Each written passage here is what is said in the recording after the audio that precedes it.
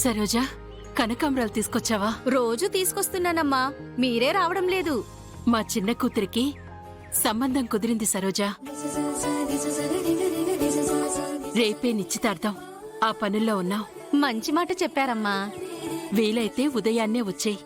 మా ఆయన ఊరెళ్ళారమ్మా, లేకుంటే వచ్చేదాన్ని. బాగుంది లక్ష్మి. పూలమ్ముకునే సరోజని రమ్మన్నావు కాని నాతో ఒక్క మాటైనా చెప్పావా? హడావిళ్ళో పడి మర్చిపోయానమ్మా. మతిమరుపేం కాదులే. నేనొస్తే మీ పెద్ద కూతురి కళ్యాణం కాకుండా చిన్నదాన్ని సాగనంపేస్తారా అని అడుగుతానని నీ భయం. ఈ పిల్ల జాతకం కూడా 1కి 2 సార్లు చూపించాల్సింది. లేదంటే తన బతుకు కూడా. ఇంకా ఆపుతారా?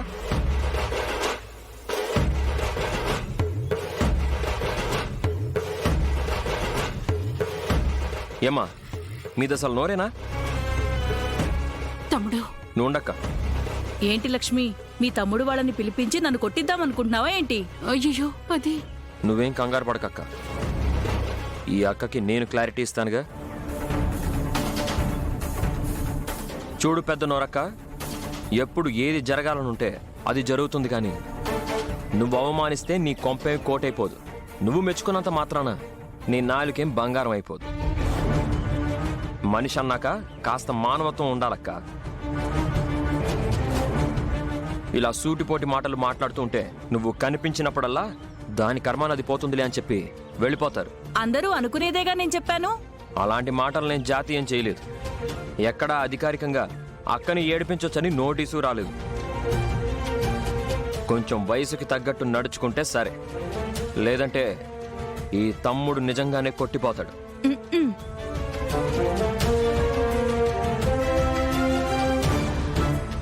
ఎందుకయ్యా అలా అన్నావు? నీతో పాటు నన్ను కూడా అపార్థం చేసుకుంటుంది కదా. అక్క, ఎవరైనా సరే ఎప్పుడైనా ఏదైనా అంటే వెంటనే తిరిగి ఇచ్చేయాలి, వదలకూడదు. ఎవరితో గొడవలొద్దు బాబు. వాళ్ల మానాన వాళ్లే పోతారు. సరోజా, పూజకి విడిపూలు కట్టావా? దేవుడికి విడిపూలు, మీ పెద్దమ్మాయికి మల్లెపూలు, మీ చిన్నమ్మాయికి కనకాంబరాలు విడివిడిగా కట్టి పెట్టానమ్మా.